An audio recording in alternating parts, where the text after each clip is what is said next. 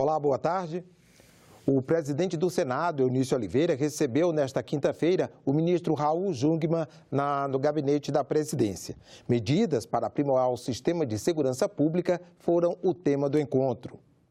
O presidente do Senado, Eunício Oliveira, entregou ao ministro da Segurança Pública, Raul Jungmann, o projeto de lei que pretende criar um sistema integrado de segurança no Brasil. Jungmann veio agradecer a aprovação do projeto que proíbe o contingenciamento de recursos do Fundo Penitenciário, ocorrida nesta terça-feira no plenário do Senado. Essa medida que foi aprovada pelo Senado, ela merece a nossa gratidão e eu vim expressar isso ao senhor presidente. Não ter contingenciamento de recursos nos traz, sem sombra de dúvida, a possibilidade de desenvolvermos ações, projetos, de fazermos equipamentos de polícias compatíveis com as necessidades de segurança do Brasil. Em troca, recebi do senhor presidente do Senado o projeto que vai instituir o Sistema Unificado de Segurança Pública. Essa será uma grande conquista. De acordo com Eunício Oliveira, o projeto, que será debatido e votado na Câmara e no Senado em regime de urgência, está aberto a sugestões e contribuições. Esse projeto vai ser aprovado na Câmara, vai ser debatido e aprovado na Câmara e, na sequência, vem aqui para o Senado. Nós vamos dar regime de urgência, já combinados com o presidente da Câmara, vai fazer aprovação em regime de urgência e eu farei regime de urgência aqui. Nós queremos aprovar lá e cá até o dia 20 de março. Até o dia 20 de março, porque nós queremos receber sugestões, fazermos alguns debates com os governadores. Eunício Oliveira também convidou o ministro para participar da comissão geral que o Senado promove na próxima terça-feira para debater a segurança pública. Estarei presente aqui participando desse debate, como também, já disse, procurarei e baterei nas portas de todos e de todas, associações, sindicatos, igrejas, ONGs, aonde existir a possibilidade de levar a mensagem de que todos temos responsabilidade, corresponsabilidade com a segurança, eu irei. Mais uma vez, a segurança pública foi tema das votações do plenário. Uma das propostas aprovadas nesta quarta-feira passa para a Polícia Federal a tarefa de investigar os crimes cometidos por milícias que tiverem entre os integrantes bombeiros, policiais civis e policiais militares. Para virar lei, o texto ainda precisa da aprovação da Câmara dos Deputados. As organizações formadas por cidadãos comuns armados, as chamadas milícias, surgiram principalmente no Rio de Janeiro para combater o tráfico de drogas pela falta de ações do governo em comunidades carentes. Mas, segundo o relator da proposta que fortalece a investigação desses grupos, muitos milicianos são membros também das polícias locais e acabam participando do crime organizado. A preocupação trazida no bojo do projeto foi devidamente fundamentada e deve ser vista com a máxima atenção, pois os policiais que apuram delitos devem ser isentos e imparciais. Essas ações da Polícia Federal funcionam. Sabe por que funcionam? Porque tem investigação. Esse é o caminho. Mais do que a intervenção lá, militar, na hora, é a investigação, é a inteligência. O importante nisso, nesse aspecto dos crimes cometidos pelas milícias ou grupos paramilitares, a importância aí é de reduzir em quase zero, a contaminação da própria investigação. Por quê? Porque imagine um que faz parte da corporação fazer parte de uma investigação para investigar quem é da própria corporação. A proposta foi aprovada e encaminhada para votação na Câmara.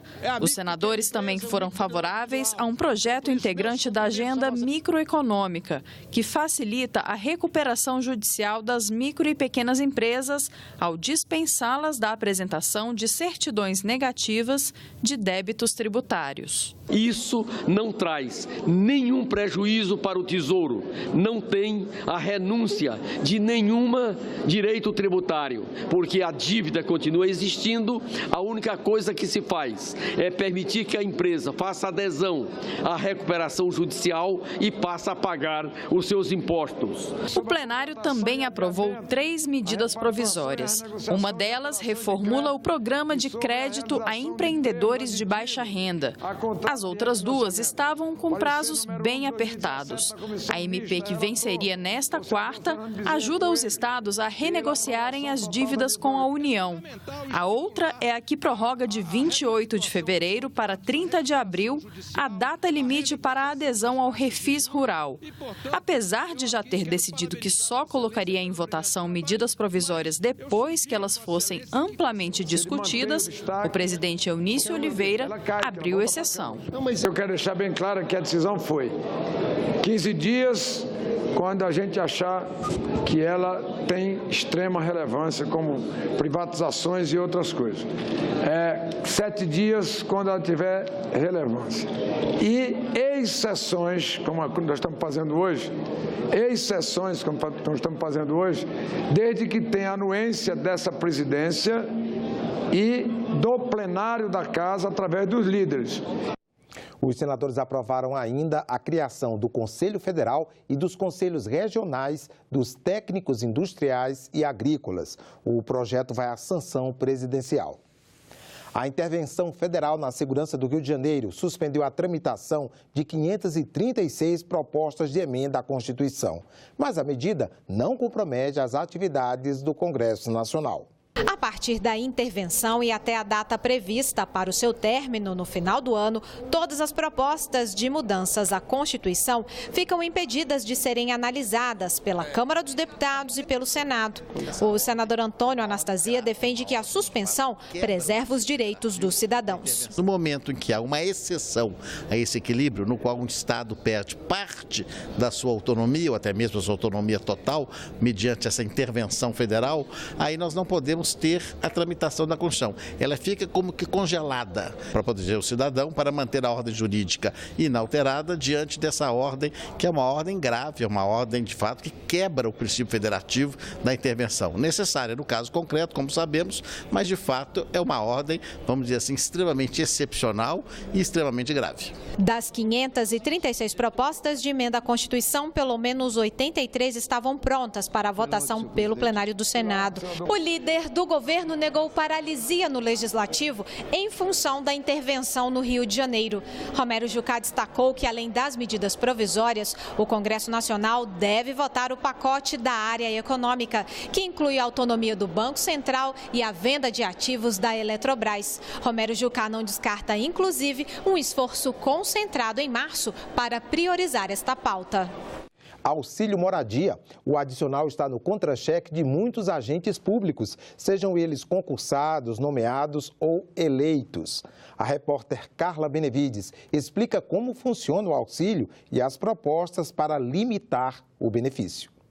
No Senado, mais de 1 milhão de pessoas já apoiaram uma sugestão popular para acabar de vez com o auxílio moradia de juízes e parlamentares. O senador Randolfo Rodrigues transformou a iniciativa numa proposta de emenda à Constituição. Os estudos que a consultoria do Senado fizeram apontaram que em todos os poderes houve um avanço substancial do Instituto, das despesas com auxílio moradia. Hoje, essa despesa representa quase 2 bilhões de reais para os cofres da União. Como a Constituição não pode ser modificada enquanto estiver valendo a intervenção federal no Rio de Janeiro, alguns parlamentares estudam outras formas de mudar a lei para limitar o auxílio moradia. Tinha que se baixar um ato dizendo: no Congresso Nacional, ninguém vai receber auxílio moradia. E a decisão sendo tomada aqui por parte dos congressistas, oxalá também a medida seja tomada por parte do Judiciário. Na Câmara, o deputado Rubens Bueno é o relator da comissão que vai definir os adicionais que podem ultrapassar o teto salarial do funcionalismo, como o auxílio moradia. Ele promete um texto que evite abusos. É saber que o auxílio moradia é para aqueles que eventualmente vão prestar um serviço ou mesmo por tempo determinado. Então, eles precisam do auxílio de moradia. É assim nas empresas, é assim no poder público, é assim em todo lugar. O adicional que tanto muitos brasileiros consideram injustificado é uma verba considerada indenizatória, quer dizer, para cobrir gastos. Por isso, não entra no cálculo do teto de remuneração e nem recolhe imposto de renda. Mas quem tem direito a esse auxílio? Pelo Estatuto dos Servidores Públicos Federais, quem ocupar cargo de alto escalão em qualquer poder da República, desde que não possua residência própria na cidade onde irá trabalhar e não haja imóvel funcional à disposição. O valor corresponde a 25% do salário e o servidor precisa apresentar recibo do aluguel ou da rede hoteleira. A Lei de Diretrizes Orçamentárias, que vale para todos os poderes, é publicada anualmente com um artigo que estabelece condições para o pagamento do auxílio moradia para qualquer agente público. Não existir imóvel funcional disponível, não morar com outra pessoa que já receba o auxílio ou ocupe imóvel funcional e não ter imóvel próprio no mesmo município onde trabalha. Isso gera um conflito em tese de normas. O Judiciário entendeu que todos os magistrados têm direito ao auxílio moradia, independentemente de ter ou não imóvel funcional. Mas a LDO diz que o orçamento não pode prever recursos para essa finalidade. Tenha ou não tenha imóvel próprio, como ele tem o dever de residir ali, em algum momento ele teve de adquirir, teve de fazer gasto. Não deveria ter feito, né? Já que deveria ter um imóvel funcional. O auxílio moradia ou a ajuda de custo para moradia vem compensar este gasto, mesmo ele tendo um imóvel. No Congresso não existe uma proposta comum de senadores e deputados sobre o que fazer com o auxílio moradia. No Judiciário, o assunto está na pauta do Supremo Tribunal Federal. A liminar do ministro Luiz Fux pode ser votada pelo plenário do STF em março, mas a reação das associações de juízes mostra que o assunto está longe de ser pacificado. Se nós tivermos a perda de um direito legal por uma interpretação do Supremo, sem a observação do nosso direito constitucional, que é a revisão anual dos subsídios, isto não vem sendo observado e já há uma perda acumulada de 40%, neste caso, para este caso, há um indicativo de paralisação. Ameaçam agora com greve de juízes. Falta que eles coloquem agora, além da greve, um auxílio piquete e uma verba especial pública para fazer cartazes de manifestação. Ficamos por aqui. Você pode rever as reportagens desta edição na nossa página na internet, senado.leg.br/tv. Obrigado pela companhia e até a próxima.